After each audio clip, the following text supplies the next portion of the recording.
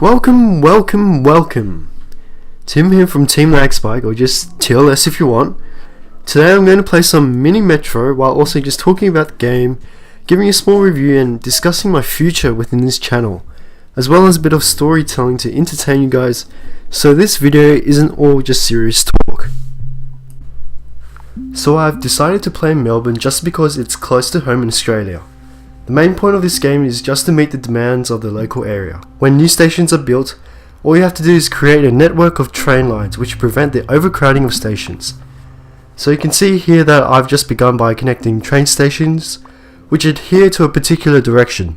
I try to keep my lines running in opposite directions rather than have them go in circles, and it just looks more organized, and I like that. At the end of each week, the game gives you the option of choosing a new line, a new carriage, or a few new tunnels, which allows you to move your train lines underwater, while on other maps it can give you the option of faster trains while also giving you an extra train each week to meet your needs. The game never ends, it just gets harder as the weeks go by. What I've noticed is that if you have multiple lines attending to a single station while also diverting and converging on other stations, you'll create an efficient network that works out really well.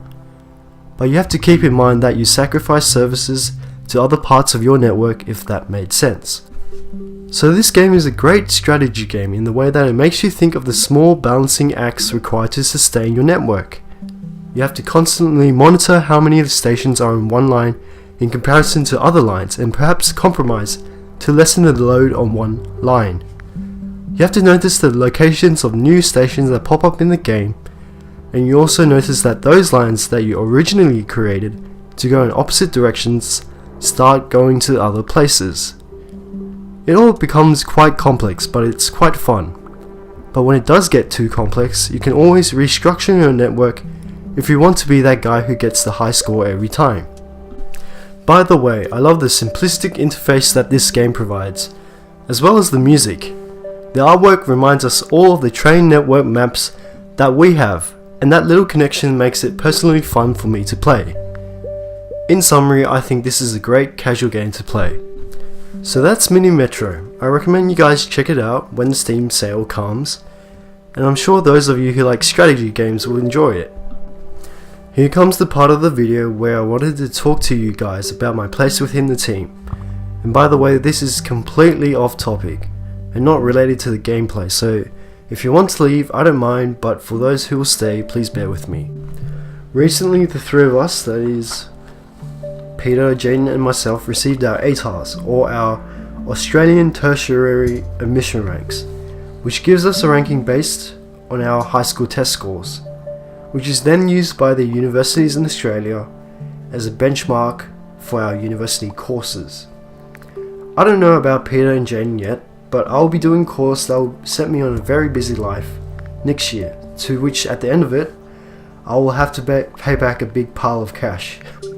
I mean, I'm basically going to school for another 5 years, attending school 5 days per week again, which is a bit of a pain in the ass.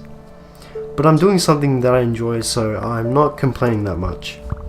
The bad news is that at the start of study next year, the amount of videos I will be producing will be a very bare minimum.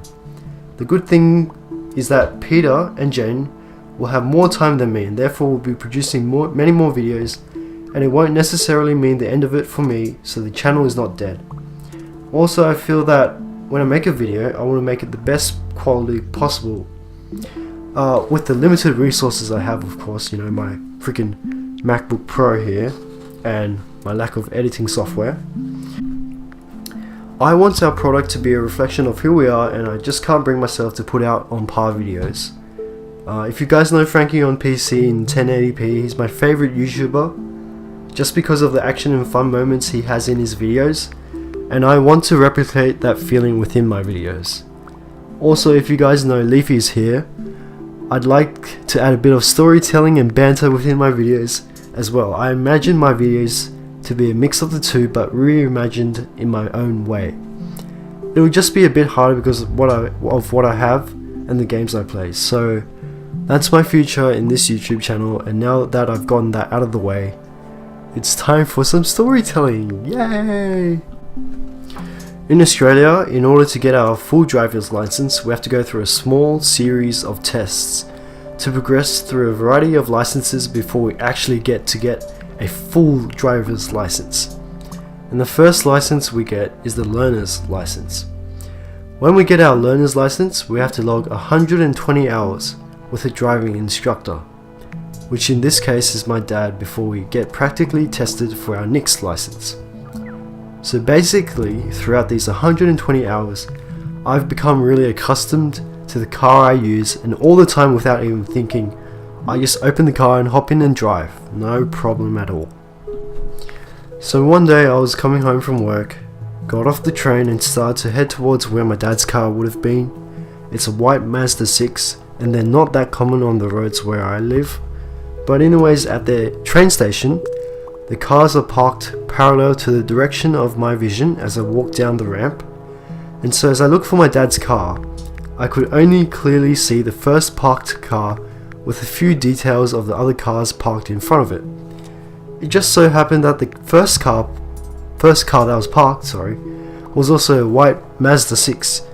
And without even thinking of the other cars parked in front of it, I grabbed the door handle of the car and tried to pull it open. But it wouldn't, and so I tried to yank the door open. About a few seconds later, I was wondering why I couldn't get the door open, so I decided to look inside, and I can remember so clearly seeing the shocked expression of an old lady just staring back at me. And that was the moment I knew I had fucked up. like really fucked up. After that moment, I slowly backed away and then started bowing in embarrassment to say sorry, and it turns out my dad's car was the one in front of it, yet I didn't notice. And so I quickly got into the right car and drove away, but again, I remember looking in the rear view mirror and still seeing the horrified expression of the old lady. It was pretty funny, but I still feel sorry for her. By the way, if you're the old lady I accidentally scared, and if you are watching this, which I highly doubt, unless you're trying to stalk me and get revenge for my little mistake, to which I tried to apologize to the best of my ability, I will say it again, I am sorry. So yeah, that's just a little story that I can share with you guys. I have many stories, but not much that I would allow myself to share. I hope this video setting worked out for you guys, where I talk about the game and then provide a small story. It won't be like this for all of my videos because I'm only just beginning to experiment. Anyways, I wish you guys a Merry Christmas and a Happy New Year, and feel free to provide your thoughts on this video, and I hope you have a great day. Thanks for watching.